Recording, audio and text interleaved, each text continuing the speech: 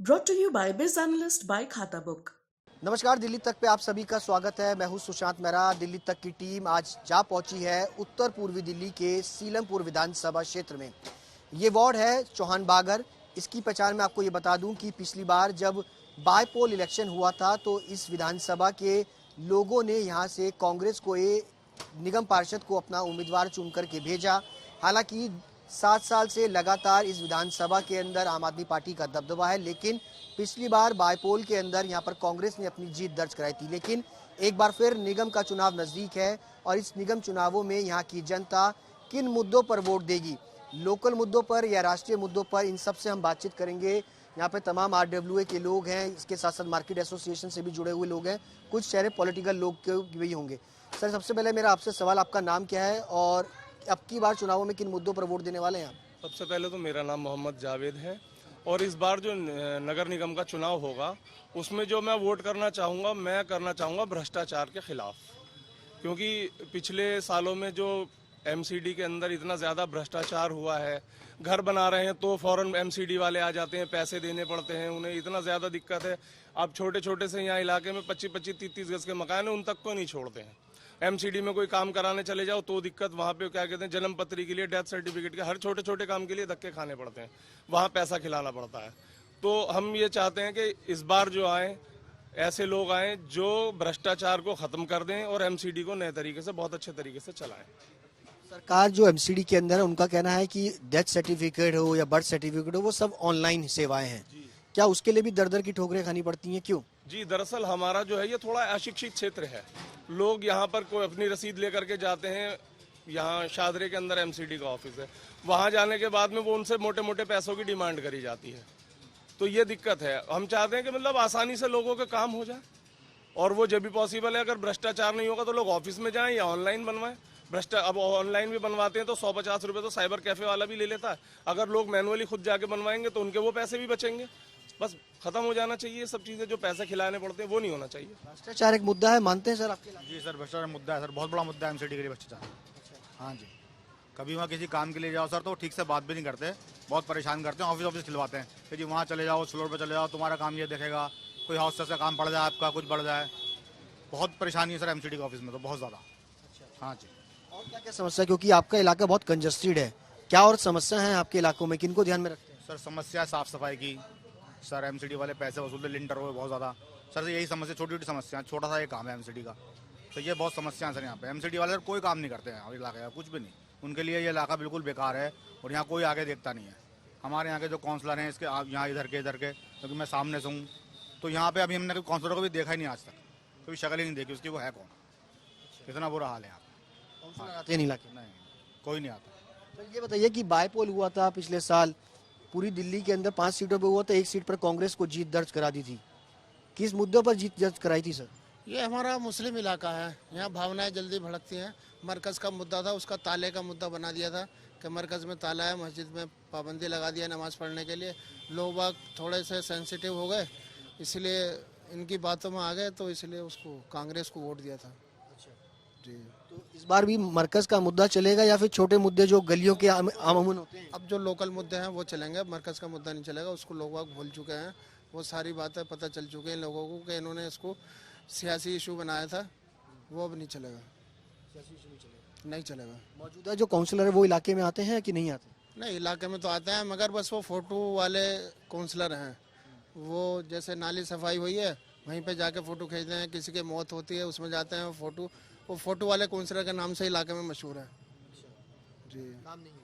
नहीं, नाम नहीं है, वो फ़ोटो शूट। ये बताइए कि सर एक बड़ा मुद्दा है पूरे दिल्ली के अंदर लिकर का, शराब का, क्या आपके इलाके में भी वो मुद्दा है इस बार?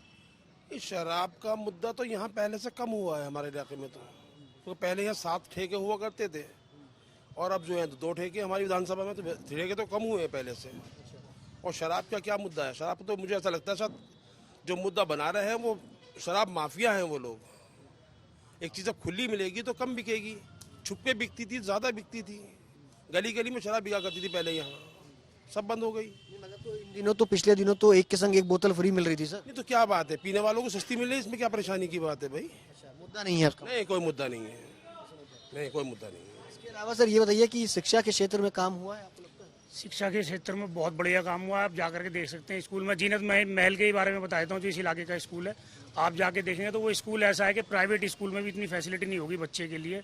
क्लास है, टॉप क्लास हैं, सारी जो बच्चों को शिक्षा मिल रही है बहुत बढ़िया।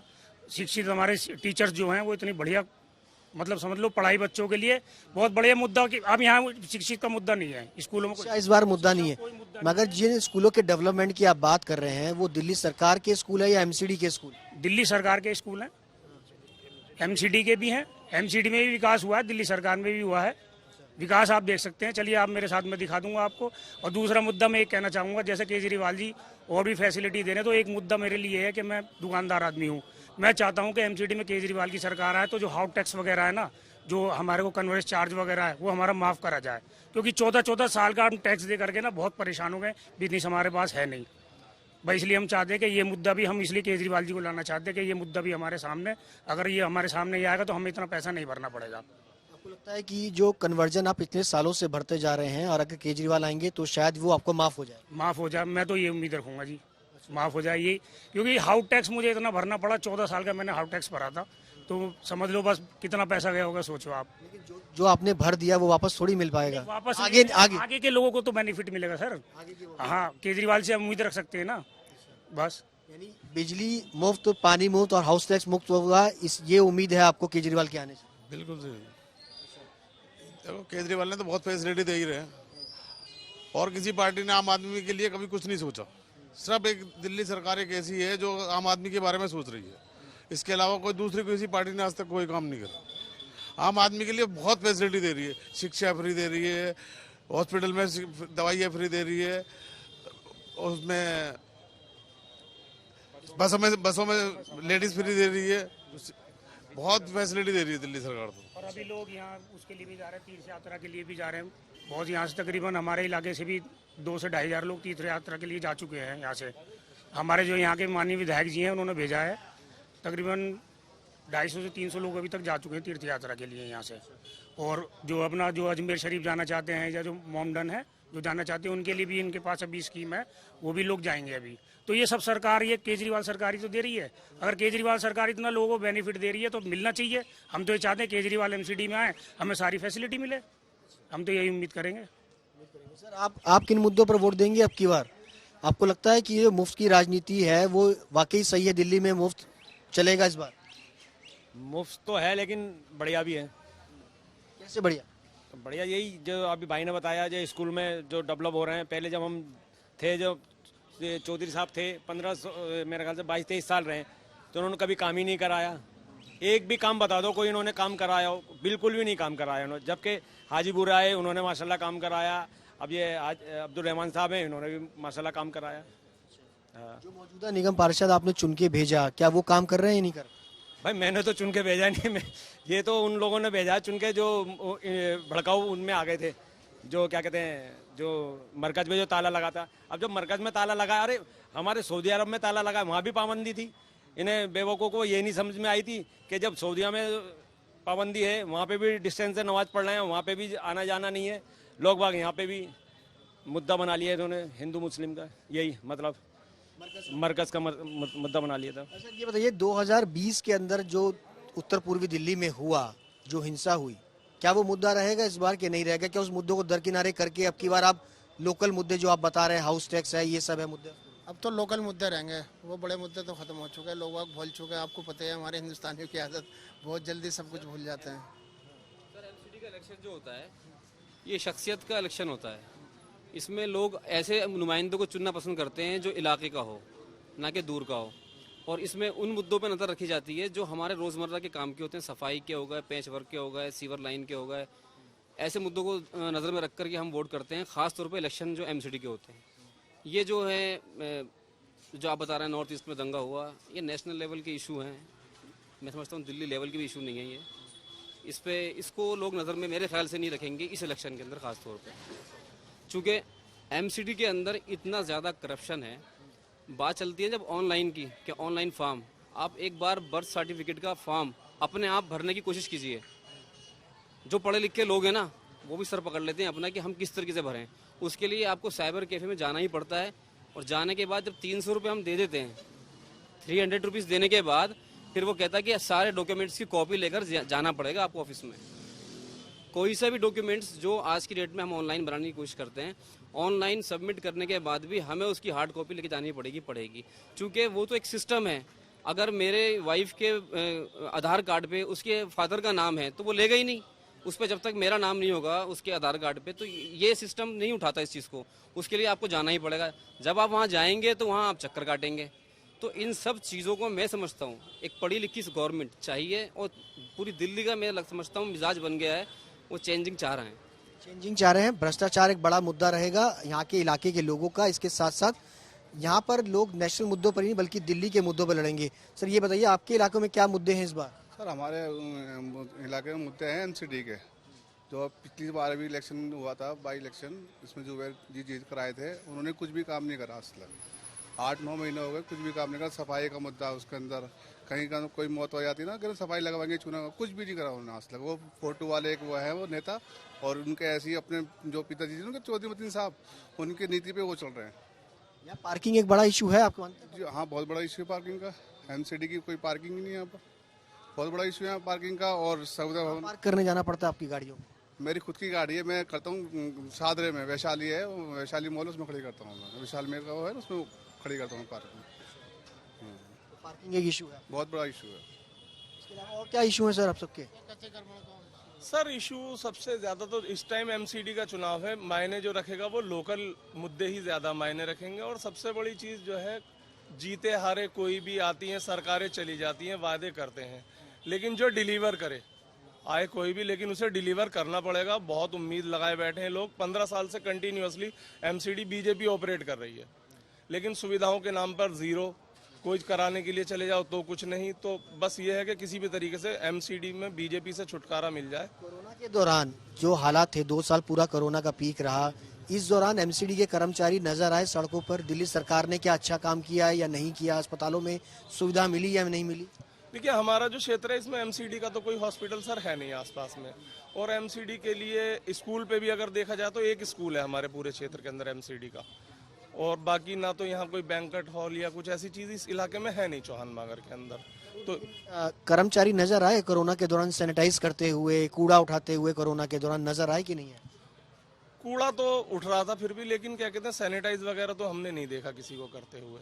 नहीं, वो बड़ी बड़ी गाड़ियां आती थी शायद रोड पे, तो हमने देखा वो भी दिल्ली सरकार की हुआ करती थी, जो बड़ी गाड़ियों से सैनिटाइज मेन रोड पे हुए हैं जी, लेकिन गलियों में नहीं। कोरोना के दौरान अस्पतालों के अंदर बेड मिल पाए सर? नहीं मिल पाए। सरकार जो कहती है कि हेल्थ में हमने बहुत अच्छा काम किया है, क्या नहीं मिला? बेड मिलने में परेशानी हुई है, उनका इतना बड़ा क्राइसिस था तो हॉस्पिटल भी नहीं संभाल पाए, गवर्नमेंट भी इतना नहीं कर सकती।